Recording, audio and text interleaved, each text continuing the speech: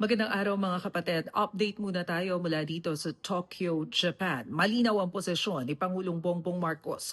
Ayaw niya ng online voting sa Senado. Ito ang kanyang sinabi sa katatapos lamang na press briefing dito sa Tokyo kasunod ng panukala ni Senador Dante Marcoleta na dapat daw payagan na makaboto online ang mga senador na hindi makakapunta sa Senate para makapagdesisyon. Ang sabi ni Pangulong Bongbong Marcos, pinayagan lamang yan dati dahil mayroong pandemya. Pero ngayon, walang malinaw na batayan para magkaroon ng online voting sa Senado. Ang makikinabang lang daw dito ay tanging si Senador Bato de la Rosa na nagtatago sa batas. Hirit pa ni Pangulong Bongbong Marcos, kung talagang gustong makaboto ni Senador de la Rosa, magpakita siya sa Senado.